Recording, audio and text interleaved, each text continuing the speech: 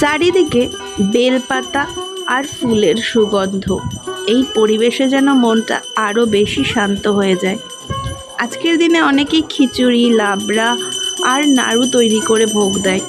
তোমাদের বাড়িতেও নিশ্চয়ই স্পেশাল কিছু রান্না হয়েছে, কমেন্টে অবশ্যই জানিও।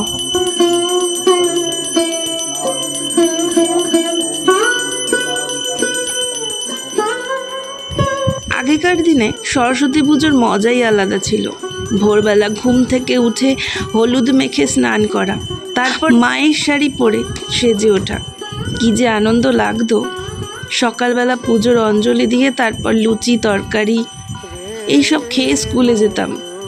সেখানে বন্ধুদের সঙ্গে শাড়ি পরে কাটানো মুহূর্তগুলো আজও চোখে ভাসে। আমি পড়তাম শ্রীরামপুর গার্লস হাই স্কুলে, যেটা সবাই আকনা বলে চেনে। আমাদের স্কুলে সরস্বতী পুজোর প্রস্তুতি শুরু হয়ে যেত অনেক দিন আগে থেকে।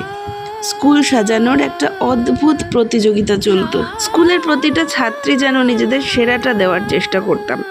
কেউ কাগজ দিয়ে শিকল বানাতাম, কেউ আলপনা আঁকতাম, কেউ আবার থার্মোকল দিয়ে আঠা দিয়ে স্কুলের বিভিন্ন রকম জিনিসপত্র সাজানোর কাজে ব্যস্ত থাকতাম।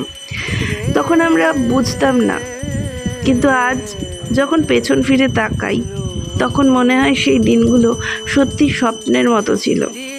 সেই আনন্দগুলো, সেই একসাথে থাকা, হাসি ঠাট্টা করা, এগুলো আজ আর কোথায়। আমরা নিজেরাও আর সেই আনন্দ কখনো উপভোগ করতে পারবো না। সবচেয়ে বড় কষ্টের কথা হলো আমাদের ছেলেমেয়েরা এই আনন্দগুলো কোনোদিনও বুঝবে না। আজকের দিনে বেশিরভাগ ছেলেমেয়েরাই ইংলিশ মিডিয়ামে পড়ে, আর ইংলিশ মিডিয়ামে তো সরস্বতী পুজোই হয় না। তারা কি কোনোদিন বুঝবে কিভাবে আমরা ঠাকুর গড়তে সাহায্য করতাম, স্কুলের প্রতিটা কোণা কি যত্ন করে সাজাতাম।